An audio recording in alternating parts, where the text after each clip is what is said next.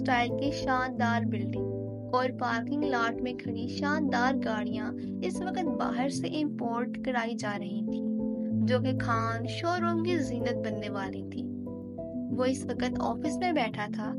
سفید شرٹ کے اوپر کے 2 بٹن کھلے تھے، جن پہ غور کرنے پہ پتا چلتا تھا کہ وہ ٹوٹے ہوئے ہیں۔ آنکھیں سرخ ہو رہی تھیں، اس کی آنکھیں تھوڑی سی سوجی بھی ہوئی تھیں۔ آج شیو بھی نہیں کی گئی تھی۔ بال بھی آج ماتھے پہ بکھرے تھے، غالباً آج بالوں کو بنایا بھی نہیں گیا تھا۔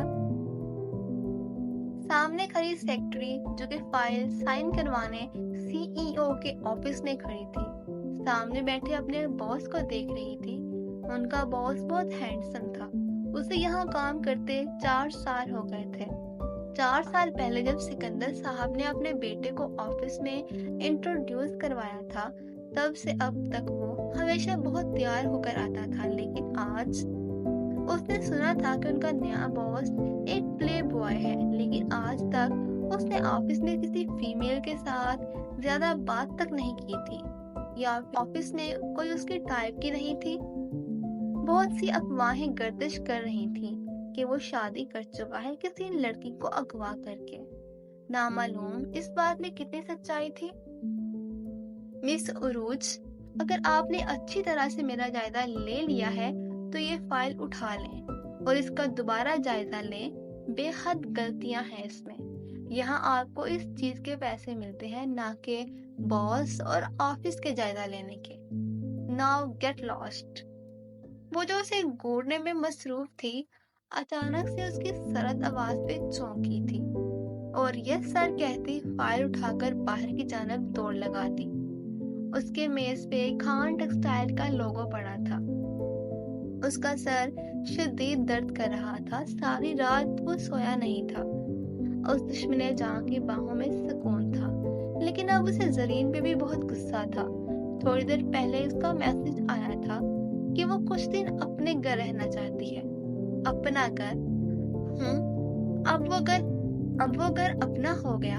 اس کا سر شدید درد کر رہا تھا، 2 انگلیوں سے وہ سر دبا رہا تھا۔ صبح موم سے بحث کے نتیجے میں 2 تھپڑ کھا چکا تھا۔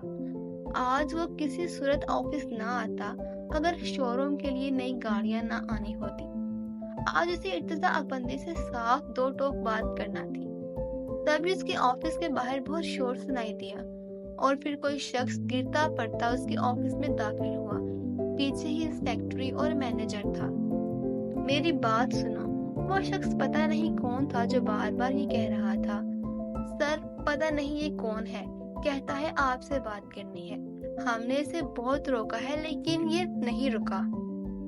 تم لوگوں کو یہاں پر مکھیاں مارنے کے لیے تو نہیں رکھا؟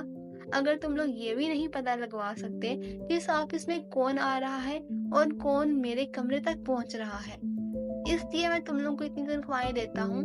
آریان سخت غصے میں کھڑا ہوتا داڑا تھا۔ آج کا دن ہی خراب تھا۔ سر، یہ وہ کہہ رہا ہے کہ مینیجر بات کرتے اٹک رہا تھا۔ وہ کیسے بتا دیتا کہ یہ شخص کہہ رہا ہے کہ وہ ان کے باس کی بیوی کا شوہر ہے اور اس کے ہاتھ میں نکاح نامہ بھی موجود ہے۔ وہ باس جس کا ابھی ان کو خود بھی نہیں پتا تھا کہ وہ شادی شدہ ہے بھی یا نہیں۔ اب بک بھی دو، کیا بکنے کے لیے تمہیں کسی اور چیز کی ضرورت ہے؟ آریان مینیجر کے اٹکنے پہ سخت برہم ہوا تھا۔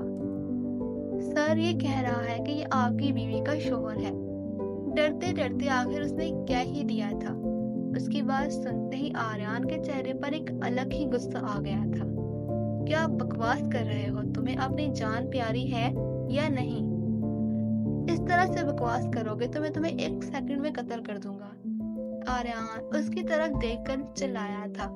اس کا چہرہ غصے سے سرخ ہو رہا تھا، آنکھوں سے شعلے نکل رہے تھے۔ تم سب باہر دفع ہو جاؤ۔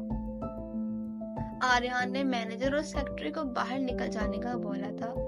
وہ اس شخص سے خود نپٹنا چاہتا تھا۔ وہ جاننا چاہتا تھا کہ یہ شخص جھوٹ بول رہا ہے یا کیا کہہ رہا ہے۔ ایسے کسی بھی شخص کو جان سے مار دے گا۔ ہاں بولو، کیا بکواس کر رہے ہو تم؟ کیا ہے تمہارے ہاتھ میں؟ مجھے دکھاؤ۔ اور پھر اس شخص کی باتیں سن کر और वो निकाहनामा देखकर आर्यन का अपना सर भी घूम गया था। निकाहनामे के मुताबिक जरीन उस शख्स की बीवी थी और वो किसी शादीशुदा औरत को अपने निकाह में लेकर बैठा था। इस तरह से तो उसका और जरीन का निकाह तो बिल्कुल गलत था। इस तरह के बहुत से मैंने फालतू पेपर देखे हैं। अगर तुम दोबारा मेरे ऑफिस में नजर भी आए तो मैं तुम्हारे टुकड़े टुकड़े करके कुत्तों को खिला दूंगा। इसलिए बेहतर होगा यहाँ से दफा हो जाओ और कभी मुझे दोबारा अपनी शक्ल ना दिखाना। आर्यन उसको गिरबान से पकड़ता और दीवार में देकर मारा था और गार्ड को फोन करता वो उसे अपने ऑफिस से बाहर निकलवा रहा था, लेकिन उसका अपना दिमाग घूम चुका था। वो अपना कोट पकड़ता और निकाहनामे के कागजात को पकड़ता पार्किंग लॉट की तरफ जा रहा था। उसे अब भी और इसी वक्त जरीन से बात करनी थी। उसकी जिंदगी को बर्बाद करके वो कैसे सुकून से हो सकती थी। अब न जाने आने वाला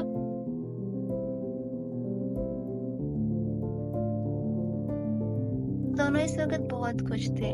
लेडी डॉक्टर से रिपोर्ट्स करवा चुके थे। 1 मंथ की प्रेगनेंसी थी उसको। उस्मान बहुत खुश तो शान से भी बहुत थी। आखिरकार उसकी दवाएं रंग ले आई थी। अब वो ये खुशी की खबर आयशा को बताने जा रही थी। आयशा और वलीद दोनों एक साथ बैठे थे। आयशा फ्रूट काटती सेब के टुकड़े वलीद को खिला रही थी और वो मुस्कुराता हुआ उसकी तरफ देख रहा था। जिंदगी के बहुत सारे काले बादल छिप गए थे। अब उनकी जिंदगी में खुशी थी। 1-2 दिन में डॉक्टर उनको डिस्चार्ज करने वाले थे। वलीद की तबीयत बहुत बेहतर थी और अब आयशा के साथ वो रहना चाहता था। आप आ गई। क्या कहा डॉक्टर ने? सब कुछ ठीक तो है ना? कोई मसला तो नहीं? वलीद भी उस्मान की तरफ देख रहा था, जबकि उस्मान के चेहरे पर एक अनोखी खुशी थी। वलीद मेरे भाई, तेरे ठीक होने पे हम सबकी जिंदगियां ठीक हो गई हैं। तेरा भाई बाप बनने वाला है। वलीद और उस्मान एक दूसरे के गले लग चुके थे। जब उस्मान की बात सुनती आयशा भी चीखती हुई शांजा के गले लग गई थी। वो शांजे को गोल गोल घुमा रही थी। बहुत खुश थी वो। अरे बस करो, क्या कर रही हो मेरी बीवी के साथ? क्या इसको घुमा कर दीवार में मारने वाली हो? मेरी बीवी का कुछ ख्याल करो। और तुम लोग भी अब हॉस्पिटल से अपने डेरे उठा लो। अब मैं और मेरी बीवी तुम लोगों का मजीद ख्याल नहीं रख सकते। तुम लोग अपने घर में जाओ। मेरी बीवी को खुद आराम की जरूरत है और अब आयशा ये तुम्हारी ड्यूटी है कि तुम मेरी बीवी का ख्याल रखो। जी भाई, जरूर। मैं अपनी बहन का ख्याल बहुत ज्यादा रखूंगी। जितना ख्याल आप ही ने मेरा रखा है मैं उससे भी ज्यादा रखूंगी। और जब तक हमारा बेबी नहीं आ जाता मैं तब तक उनका ख्याल रखूंगी। इसलिए आपको टेंशन लेने की जरूरत नहीं है। तो आप ऐसा करें कि अपनी जेब थोड़ी सी ढीली करें। हम एक अच्छी सी ट्रीट खिलाएं। तौबा, कोई सुन ले तो कोई कह सकता है कि तुम यहाँ पे मरीज हो। तुम तो यहाँ पे हम सबको खाने के लिए बैठी हुई हो। थोड़ा सब्र करो, मर क्यों रही हो? मैं जाता हूँ बाहर। क्या खाना है मुझे बता दो, मैं तुम्हें ला देता हूँ। और फिर आयशा उसको अपनी फरमाइशें बताने लगी थी। वलीद और शान से आयशा की बातें सुनकर हंस रहे थे। आखिरकार बहुत लंबे अरसे बाद उनकी जिंदगियों में इतनी ज्यादा खुशियां आ गई थी, लेकिन ये खुशियां कहीं और से रूठ गई थी। आर्यन और जरीन की जिंदगी एक बार फिर से बहुत से उलझनों का शिकार होने वाली थी। वो उसकी तरफ बढ़ता, उसके जिस्म पे मौजूद कपड़ों को आहिस्ता आहिस्ता से उतार रहा था। वो बिल्कुल चुप लेटी थी। उसके चेहरे पर कोई एहसास नजर नहीं आ रहा था। वो उसकी पहली मोहब्बत था और वो उसके बरहना वजूद को छू रहा था, लेकिन उसके चेहरे पे कोई भी एहसास मौजूद नहीं था। कमरा नीम अंधेरे में डूबा हुआ था। छोटा सा लैंप जल रहा था जो उसके जिस्म के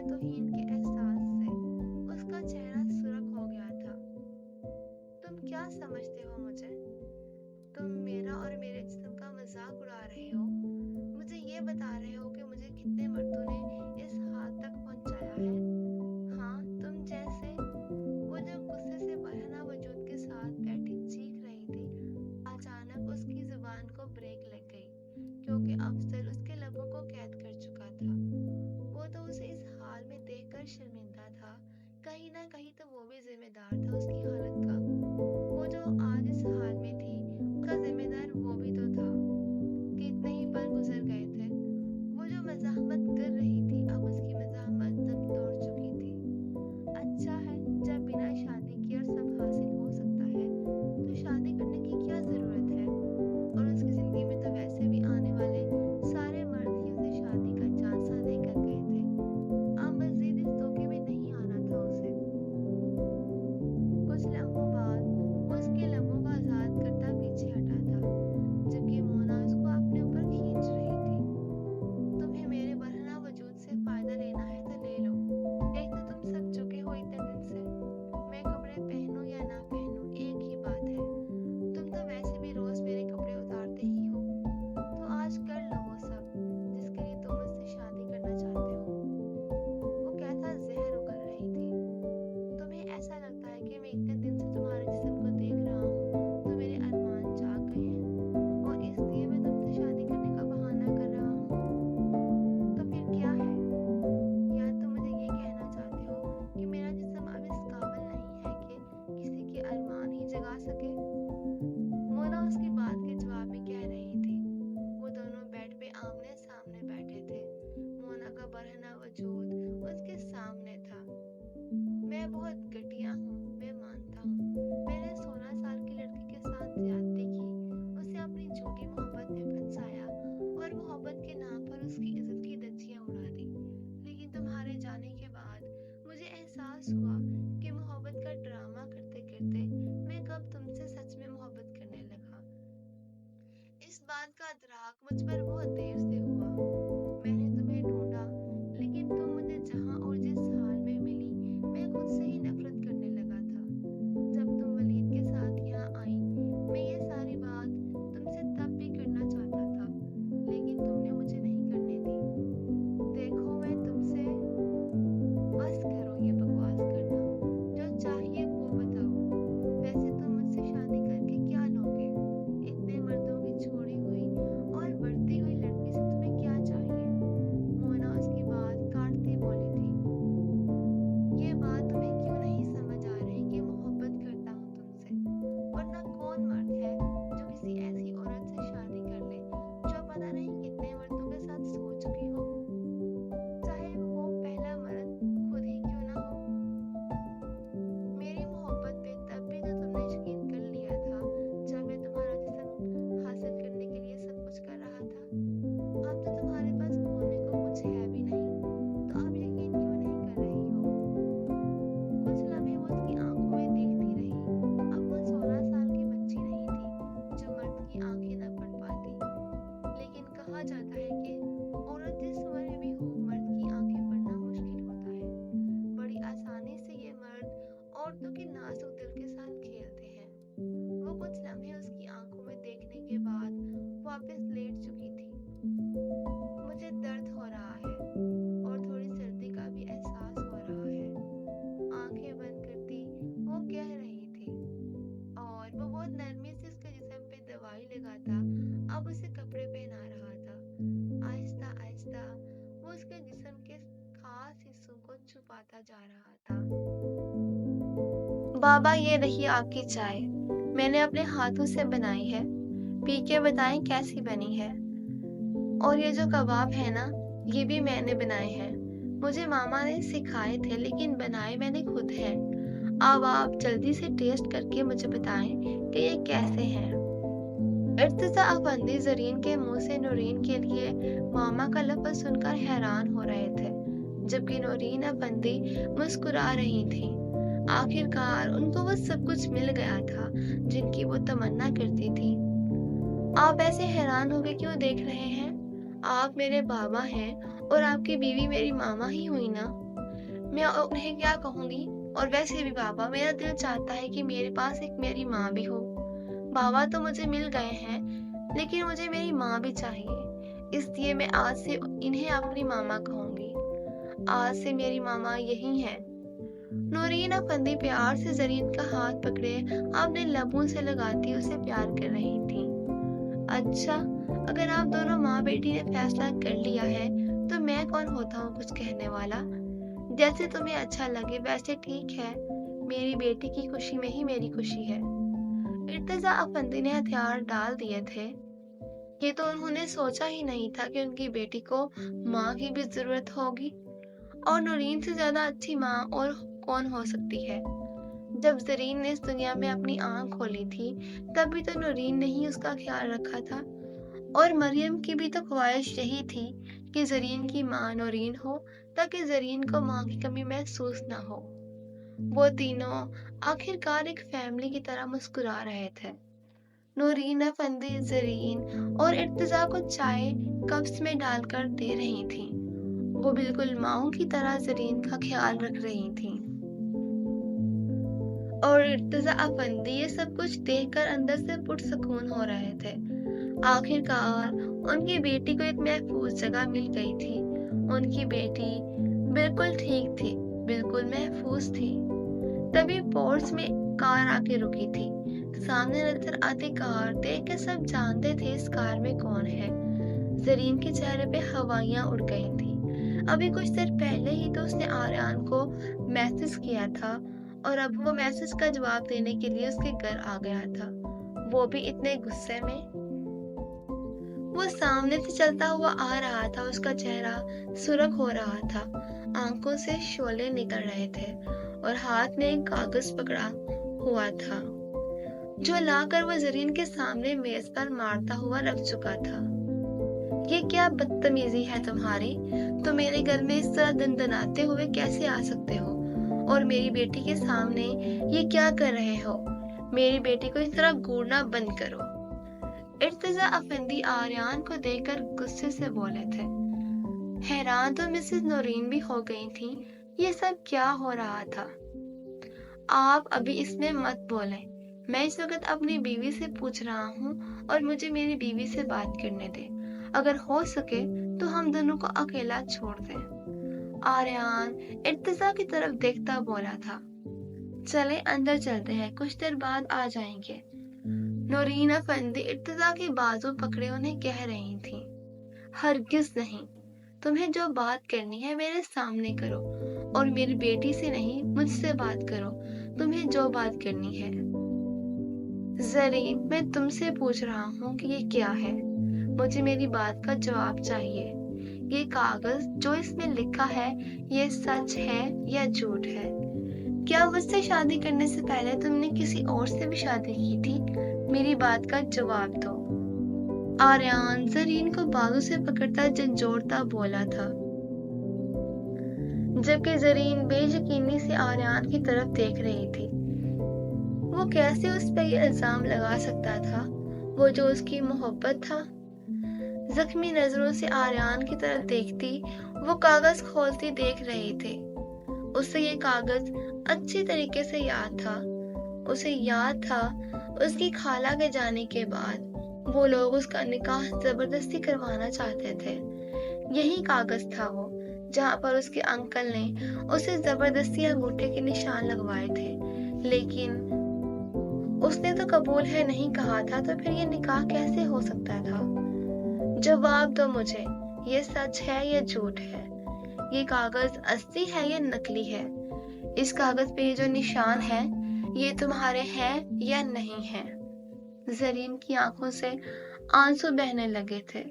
उस कागज का मतलब क्या था, वो सब समझ रही थी।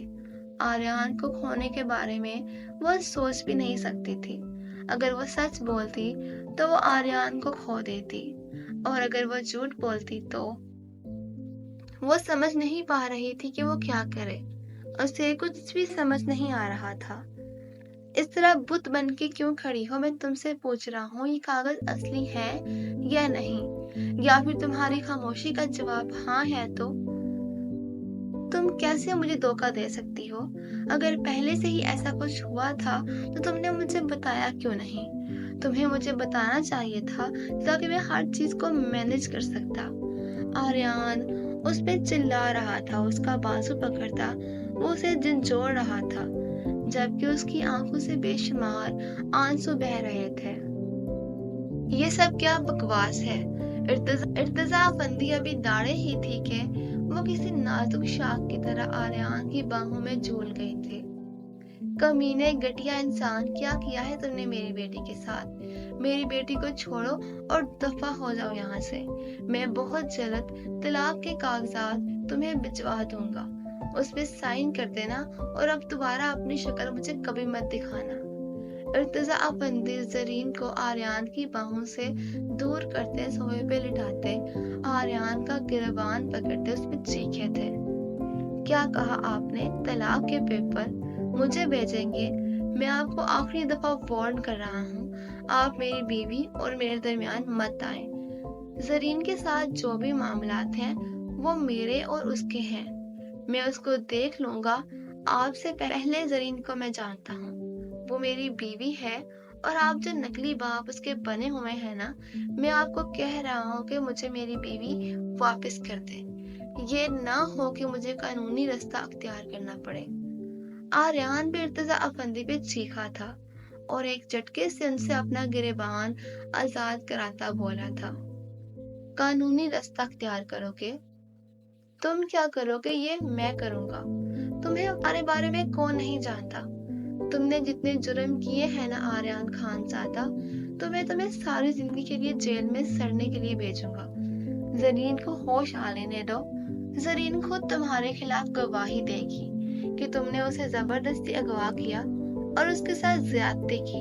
मैं तुम्हें कहीं का नहीं छोड़ूंगा। मिस्टर इर्तिजा, आप मुझे बिल्कुल भी कमजोर मत समझिएगा। अगर आप ये सब कुछ करेंगे तो याद रखिएगा, मैं आपके साथ वो करूंगा जो आपने सोचा भी नहीं होगा। मेरा नाम भी आर्यान खानजादा है। अपनी चीज को तो मैं किसी सूरत नहीं छोड़ता। गार्ड्स! इर्तिजा अफंदी गार्ड को बुला रहे थे, तभी दो हट्टे कट्टे गार्ड दौड़ते हुए आ गए थे। इस कुत्ते को उठाकर बाहर फेंक दो। इर्तिजा अफंदी आर्यान की आंखों में देखते हुए बोले थे, जबकि आर्यान इर्तिजा अफंदी को घूरता कह रहा था, अपनी हद में रहे मिस्टर इर्तिजा। ये ना हो कि मैं अपनी बीवी को दोबारा से अगवा करके यहाँ से भी ले जाऊं। वो गार्ड से अपना बाजू छुड़वाता गाड़ी की तरफ बढ़ गया था। पीछे इर्तिजा अफंदी जरीन को अपनी गोद में उठाए अंदर की तरफ दौड़ पड़े थे। नौरीन अफंदी भी उनके पीछे ही चल पड़ी थी। वो अफसोस से सर हिलाती जा रही थी। ये जो कुछ